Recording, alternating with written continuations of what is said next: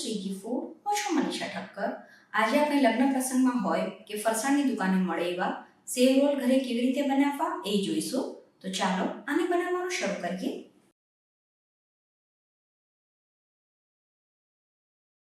સૌથી પહેલા આપણે આના માટે 5 મીડિયમ સાઇઝના બાફેલા બટાકા લેવાના છે. બટાકાને મેશરની મદદથી કે કાંટાથી મેશ કરી લેવાના. જે લોકો જૈન હોય કે બટાકા ના ખાતા હોય એ બટાકાના બદલે કાચા કેળા બાફીને લઈ શકે છે. અત્યારે જે માપ લીધું એનાથી તમે 2 વ્યક્તિને સર્વ કરી શકો એટલા સેવ રોલ બનીને તૈયાર થાય છે.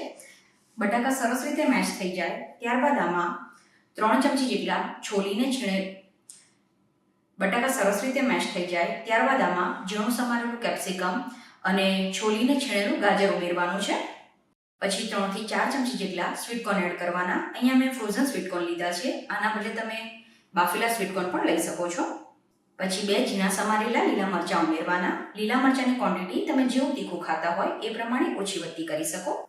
આની સાથે જ થોડી ઝીણી સમારેલી કોથમીર ઉમેરવાની.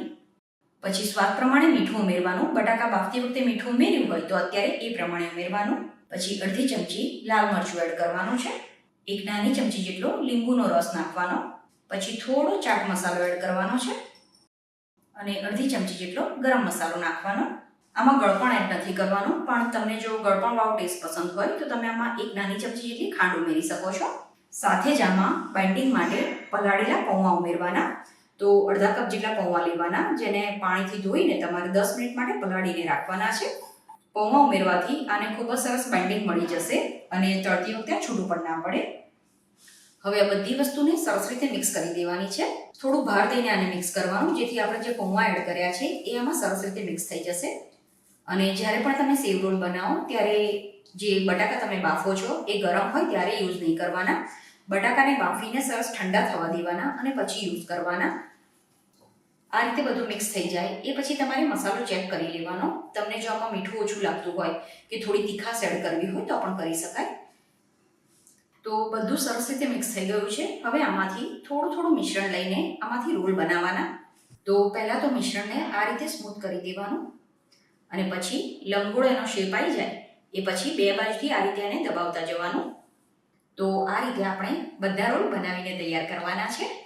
પછી સેવ રોલનું બહારનું પડ એકદમ ક્રિસ્પી બનાવવા માટે આપણે એક સ્લરી બનાવવાની છે. તો એના માટે 3 ચમચી કોર્નફ્લોર અને 1 ચમચી મેંદો લેવાનો છે. પછી આમાં પાણી ઉમેરીને અને મીડિયમ થીક સ્લરી બનાવી દેવાની. તો આ રીતની થિકનેસવાળી સ્લરી બનાવીને તૈયાર કરવાની છે. અને પછી એના કોટિંગ માટે આપણે જે વર્મિસેલી આવે છે એનો ભૂકો કરી લેવાનો છે. હવે જે રોલ આપણે બનાવ્યા એને પહેલાં આ સ્લરીમાં ડીપ કરવાના. પછી કાંટાની મદદથી આ રીતે એને બહાર કાઢી લેવાનું, જેથી જે પણ વધારાની સ્લરી હશે એ નીતરી જશે. અને પછી જે વર્મિસેલીનો ભૂકો છે એનાથી આનું કોટિંગ કરી દેવાનું છે. આ રીતે એનું કોટિંગ કરી દઈએ પછી સહેજ ભાર દઈને એને દબાવી દેવાનું, જેથી સેવ એની સાથે સરસ રીતે ચોંટી જશે. તો આ રીતે બધા રોલનું કોટિંગ કરી દેવાનું છે. સેવ રોલને ગરમ તેલમાં ક્રિસ્પી ફ્રાય કરવાના. આને તળતી વખતે ગેસની ફ્લેમ મીડિયમ ટુ હાઈ રાખવાની છે. લગભગ 1 મિનિટ પછી હવે આને ફેરવી દેવાના છે. આ રીતે સેવ રોલ એકદમ સરસ ક્રિસ્પી તળાઈ જાય એટલે એને પેપર નેપકિન ઉપર લઈ લેવાના. અને આ જ રીતે બાકીના બનાવીને તૈયાર કરવાના છે. ગરમા ગરમ સેવ રોલને આપણે ટોમેટો કેચઅપ અને કોથમીર મરચાં અને ફુદીનાની તીખી ચટણીની સાથે સર્વ કરવાના છે. આ ઉપરથી ક્રિસ્પી અને ખાવામાં ખૂબ જ સરસ ટેસ્ટી બને છે. તો તમે એકવાર આ રીતે સેવ રોલ બનાવીને જરૂર ટ્રાય કરજો.